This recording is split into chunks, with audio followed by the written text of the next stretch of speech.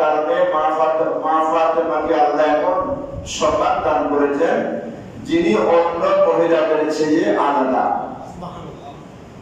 কেমন করেন আলাদা?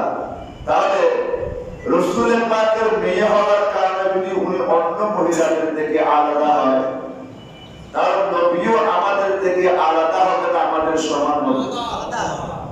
এটা বুঝতে হয়ে যায়।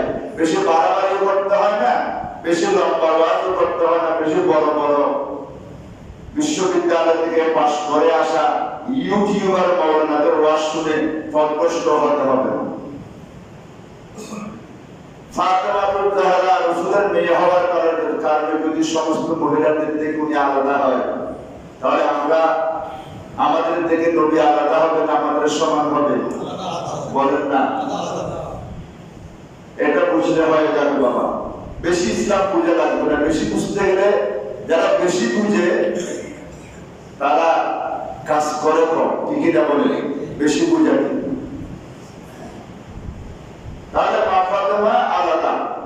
আচ্ছা, রাসূলের পাকের মেয়ের আরেকটা সম্মান হলো তিরমিজি শরীফ জিলদের দোয়ান দ্বিতীয় খণ্ড 227 পৃষ্ঠার মধ্যে একটা হাদিসে পাক এসেছে। হাদিস গানা বর্ণনা করেছেন আম্মা জান আয়েশা সিদ্দিকা রাদিয়াল্লাহু তাআলা আনহা। উনি ইরশাদ করেছেন ইযা দাখালাত আলান নবী সাল্লাল্লাহু তাআলা আলাইহি ওয়া আলিহি ওয়াসাল্লাম কামা ইলাইহা ফাকাব্বালাহা ওয়া আজলাসাহা ফি মাজলিসিহি। সুবহানাল্লাহ, সুবহানাল্লাহ।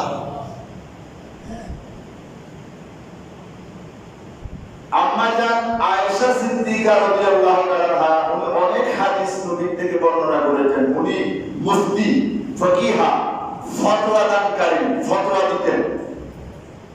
অর্থাৎ রাসূলের পাকের অন্যান্য বিবিদের কথা তো মানব, কিন্তু মা আয়েশা, আম্মা জান আয়েশা সিদ্দিকার ফতোয়া আমাদের জন্য মানতে হবে। কেননা যত ফকিহ সাহাবায়ে কেরাম আছে, ফকিহ সাহাবায়ে কেরামের মধ্যে আম্মা জান আয়েশা সিদ্দিকাকে এনেছে। মা আয়েশা সিদ্দিকা ফতোয়া প্রণয়ন করতেন, ফতোয়া দিতেন, ফতোয়া দানকারী ছিলেন। তো আম্মা জান আয়েশা সিদ্দিকা রাদিয়াল্লাহু তাআলা বলতেছেন, কি বলেছে? আমি দেখেছি ইজা দাখালাত আলান নবী ফাতেমাতুল জাহরা যখন নবীর ঘরে আসতেন, আমি আয়েশা নবীর সাথে বসে গল্প করতাম। তো নবীর রুমে যখন আয়েশা সিদ্দিকা ঢুকতেন, কামা ইলাইহা, নবীজি ফাতেমাকে দেখা মাত্র দাঁড়িয়ে যেতেন। সুবহানাল্লাহ। আরে একটু মহব্বত নিয়ে বলতে হবে সুবহানাল্লাহ, সুবহানাল্লাহ। রাসূলের পাক কাকে দেখে দাঁড়িয়ে যেতেন? বলেন, মা ফাতেমাতুল জাহরাকে দেখে কে দাঁড়িয়ে যেতেন? সুবহানাল্লাহ। আচ্ছা, নবী দাঁড়িয়ে যেতেন, এটা কি আপনি সাধারণ মানুষের দাঁড়ানোর সাথে তুলনা করবেন? না। এটা মানে কি?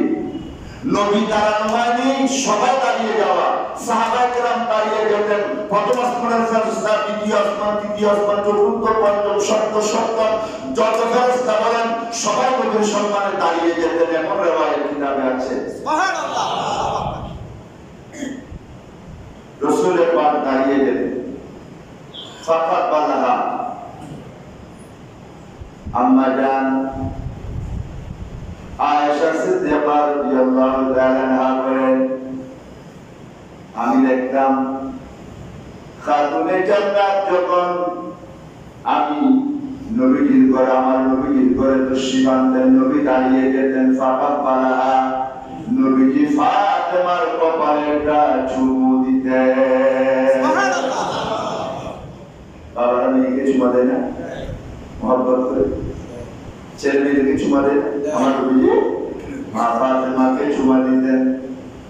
এবং এতক্ষণ পর্যন্ত নবীজি যেখানে আমার সাথে বসে বসে গল্প করতেন, আমার নবীজি যেই জায়গার মধ্যে বসে আমি আয়েশা সিদ্দিকার সাথে গল্প করতেন, ওয়াজলাসাহা ফি মাজলিসিহি, আমার নবী ওই জায়গায় যেখানে এতক্ষণ নবী বসতেন, যেখানে নবী বসা ছিলেন, ফাতেমাকে কপালে চুমু দিয়ে এবার নবীজি এতক্ষণ পর্যন্ত যে জায়গার মধ্যে বসেছিলেন ওই জায়গার মধ্যে ফাতেমাকে বসতে দিতেন।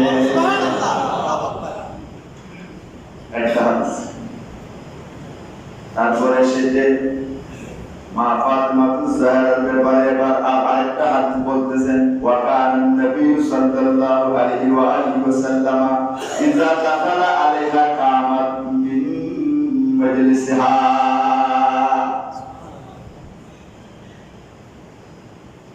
বিপরীত মা আম্মা জান আয়েশা সিদ্দিকা রাদিয়াল্লাহু তাআলা বলেন, বিপরীত মা ফাতেমার ঘরে যখন নবী যেতেন, সুবহানাল্লাহ,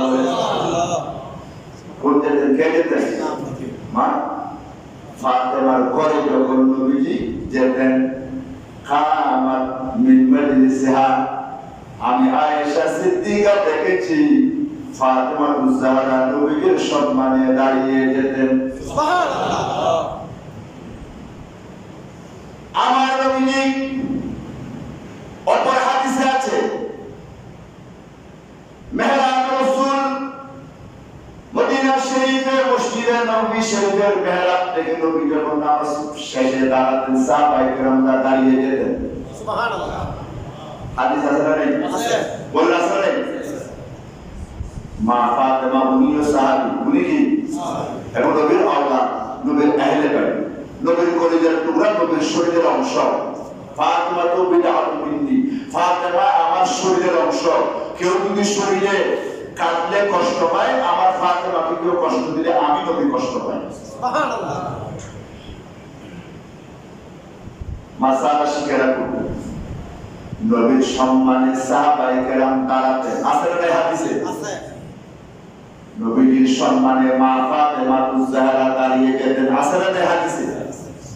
মা ফাতেমাতুজ জাহরা সম্মানে, নবীর সম্মানে আহলে বাইতের সদস্যরা দাঁড়িয়ে যেতেন। সুবহানাল্লাহ। এক মোল্লা ফতোয়াবাজি করতেছে, তৌহিদি জনতার মোল্লা। কোন জনতা? বলে না, তৌহিদি জনতার মোল্লা বলতেছে, আমরা যারা বিদআত কিয়াম করি, আমাদেরকে জাহান্নামে যাওয়ার জন্য আর বেশি আমল লাগবে না, শুধু নাকি বিদআত কিয়াম করলে জাহান্নামে চলে যাব। তৌহিদি জনতা। তবে শয়তান কি? শয়তান খোদাকে মেনেছে কিনা? মানেছে। নবীকে মানে যে খোদাকে মেনেছে। তৌহিদি জনতা মানে শয়তানের দল। কিসের দল?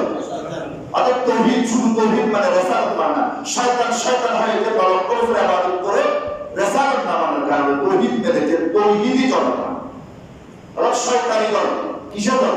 শয়তানি দল। বলেন না, আমাদের কোনো ভয় নেই, আমি যা উত্তর দিতে হবে লাঠি সুতা দিয়ে না, কি দিয়ে? কিতাব দিয়ে, হাদিস দিয়ে দেবো সব। তৌহিদি জনতা থেকে পাগল হলেন না। তৌহিদি জনতার ফাঁদে পড়লে নিশ্চিত জাহান্নামে যাবে।